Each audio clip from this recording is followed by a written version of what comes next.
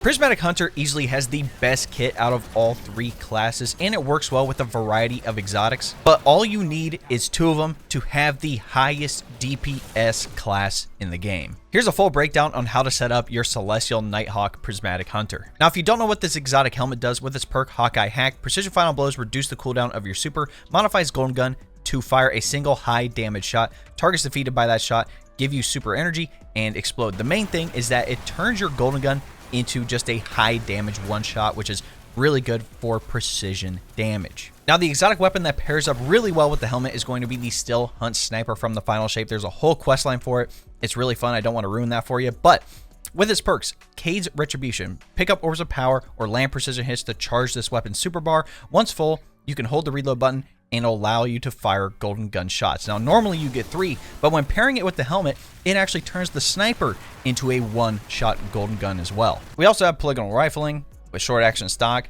Golden Munitions, this magazine gains bonus ammo whenever a Golden Gun shot is fired, and then Sharpshooter, this weapon gains passive bonuses to target acquisition, aim down sight speed, and flinch resistance. The bonus increases when this weapon's super mode is active. What a lot of people will do is pop the super for Still Hunt and then pop their Celestial Nighthawk super, so you can basically use both of those back to back when you're doing DPS to a target. Now, under the subclass, you're obviously going to need the Golden Gun Marksman super to take advantage of the Celestial Nighthawk perk. For abilities and aspects, one easy setup is going to be the Combination Blow Punchy Hunter, because you can take advantage of it pretty much with any setup that you decide to do, and as long as you're not dealing with like a Grandmaster or an activity that has a lot of champions, this will work out perfectly. So highly recommend Gambler's Dodge. When you dodge your target, you'll get the melee back. For movement, I like Triple Jump, but you can use what you like. Obviously, Combination Blow. If you defeat the target with the melee, you'll get the class ability back. Use your class ability, get the melee back, and Combination Blow does stack, so you can have that ×3 damage. And I do like Grapple here because Grapple Melee can take advantage of Combination Blow. For aspects, obviously Stylus Executioner here, so when you defeat a target that's affected by any elemental debuff, it's going to grant you invisibility, and after you perform a Stylus Execution, your next melee attack while invisible will weaken targets. The second aspect is going to be Winter Shroud, so dodging slows nearby targets. Slowing targets briefly increases your class ability regeneration. The main thing is that when you dodge your target, it's going to proc the slow debuff, and once you kill him with the melee, Stylus Executioner is going to kick in, so you can pretty much go invisible after every melee kill as long as you dodge with Winter Shroud or they're affected by Unravel from the Grapple Melee. But like I said, if you want to switch out anything here, you totally can. I do recommend Stylus Executioner overall, but depending on the activity, you can definitely switch out the abilities. The main thing here is being able to survive to be able to do DPS, essentially. Out of the 21 fragments, these are the 5 that I really like using here. So number 1, Facet of Sacrifice. While you have an Arc, Solar, or Void buff ability, Final Blows grant bonus Darkness Transcendence energy. It's a +10 to Discipline. We also have Facet of Devotion. Defeating targets afflicted by stasis or strain debuffs grants bonus Light Transcendence energy. It's a +10 to Strength. With both of these, we can get Transcendence really quickly, and there's going to be plenty of buffs and debuffs on the field, so we can take heavy advantage of these two. Next is Facet of Courage. Your Arc, Solar, and Void abilities deal increased damage to targets afflicted with Darkness debuffs. That's a +10 to Discipline. Pretty much, whenever you use Winter Shroud, that's the Darkness debuff, and we have a light ability being Combination Blow, so we get the bonus damage with that melee, which is nice. Next is Facet of Protection. While surrounded by combatants, you are more resistant to incoming damage. While Transcendent, the effect is increased. That's a +10 to Strength. Then lastly, I like Facet of Purpose here, so when you pick up Orb of Power, you're going to gain a buff depending on what super you're using. In this case, we're using the Golden Gun, so when we pick up an Orb of Power, we're also going to proc Restoration, which is going to be good for survivability. For your artifact perks, you can choose whatever weapon champion mods that you like. The second column is obviously for the bonuses to all the origin traits for the new weapons this season, so if you're going to be using those, definitely check out some of these. In the third column, Elemental Siphon's decent. I do like Creeping Chill if I'm using a stasis weapon, but mostly I am going to be using Prestige Advantage, so Breaking Combatant Shield grants increased weapon stability, handling, and reload speed. Swords gain increased guard resistance. And then I do like using a strand weapon here because with the grapple, I can create a tangle. And with Threaded Blast, destroying a tangle with a strand weapon creates a larger and more damaging explosion, and the AoE for it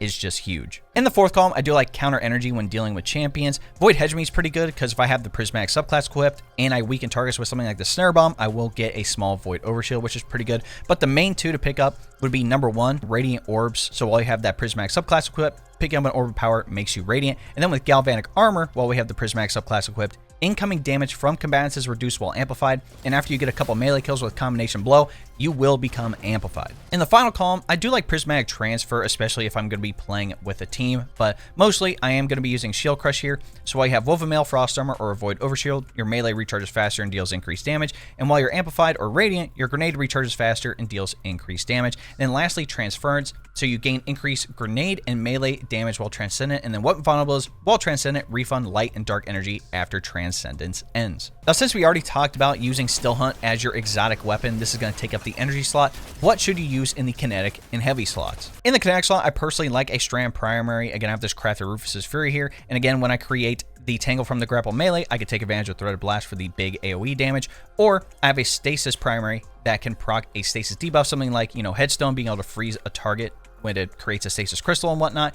I could take advantage of something like Creeping Chill on the artifact as well. But I will say double special is not out of the question. So if you want to rock a strand weapon, I do recommend something like the Call. Again, I have this thing crafted. It is easily one of the best weapons to come with the final shape. I have Slice and Desperate Measures on this thing. It is fantastic. Plus, it can deal precision damage, which Celestial Nighthawk can take advantage of, which is nice. Or if you want to go with something like a stasis weapon, if you want to do something like Riptide with Chill Clip, that's totally fine. Like I said, whatever you want to use, just make sure that it matches up with the artifact perks you're using. For heavy weapons, honestly, any solar heavy will work here. Again, I have this crafted Apex Predator, Recon Bait and Switch. Same thing with Cataclysmic, Linear Fusion for a little more precision damage, 4 times the charm, bait and switch. The cool thing here is that I can pop the, Still Hunt super, pop the Celestial Nighthawk super, let both of those go off, shoot some primary ammo, and then switch over to both these weapons to take advantage of bait and switch. Then once the ammo's gone, again, with Apex Predator, it'll reload itself. I can basically just continue firing off Still Hunt and popping the super, and then whenever I have those rockets again, I can proc bait and switch again. Before diving into armor mods, let's talk about what stats to look for. Number one being resilience. We talk about that every video. Try to have tier 10 100 resilience. It's a 30% damage reduction, and we definitely want to take heavy advantage of that. Next would be discipline, in my opinion. That's tied to how fast we can get the grenade back, and obviously we want to grapple as much as possible for tangles and unravel on the field.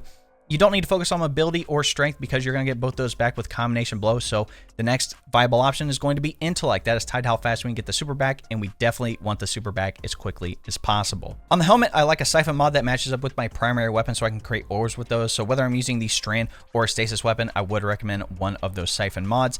Next, I do like Special Ammo Finder to make sure I always have ammo for Still Hunt, but you can definitely do Heavy Ammo Finder as well. And I also like Radiant Light, especially if I'm playing with a team. So when casting your super, it causes nearby allies to also increase their current armor charge by 1.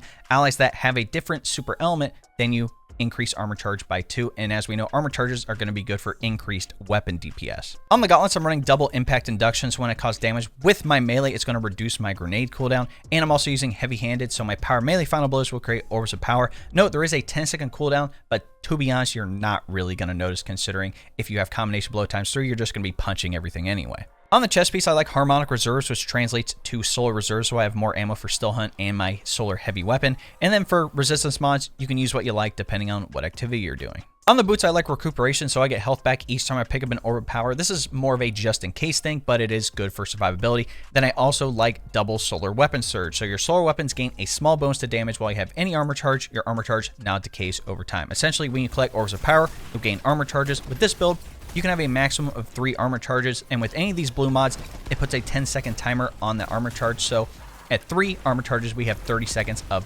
bonus weapon damage. And lastly on the class item, I like Time Dilation so that decaying armor charge has a longer duration, so that 10 seconds that I mentioned actually gets bumped up to 15 seconds, so at 3 armor charges, we have 45 seconds of bonus weapon damage. I also like Powerful Attraction, so whenever I use my class ability, it'll automatically collect any nearby orbs of power around me, which again can proc recuperation, restoration with faster to purpose, give us armor charges, all that. And then lastly, I like Bomber, so it reduces my grenade cooldown when I use my class ability. Honestly, as long as you have decent survivability and game awareness, you can take heavy advantage of this build. You're going to have top DPS on your team easily. And I will say, if you don't necessarily want to use Still Hunt or not use it until DPS, I know a lot of people end up hot swapping, so they end up using a different special weapon for ad clear or taking out mini bosses or whatnot, and then switching to Still Hunt for the main DPS phase. So I understand if you're in harder activities, if there's a lot of champions, Still Hunt might not be the greatest in order to, handle those type of champions. So maybe having a different weapon on is good, but in most activities that don't have a lot of champions,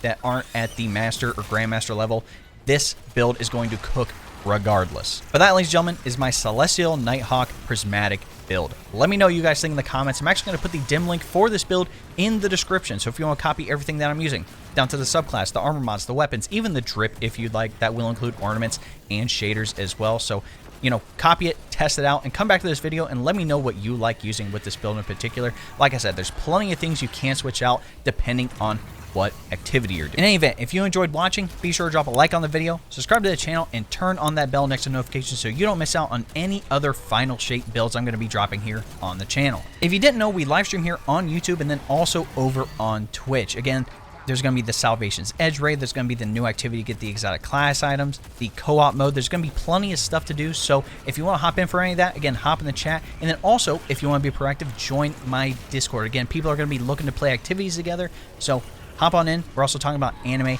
tech, and plenty of other games as well. Lastly, if you want to help support the channel even more so I can continue making this content for you guys, you can always look into becoming a member. If you don't know what a membership is, it's essentially like a Twitch subscription. Again, you're going to get access to the emotes, the monthly badges, and the big thing, which is getting early access to all of my videos. So if you want to look into becoming a member, all you have to do is press the join button, next subscribe, and that'll give you a rundown with all the details you need. All right, ladies and gentlemen, it's been your boy. We'll catch you in the next one. Cheers!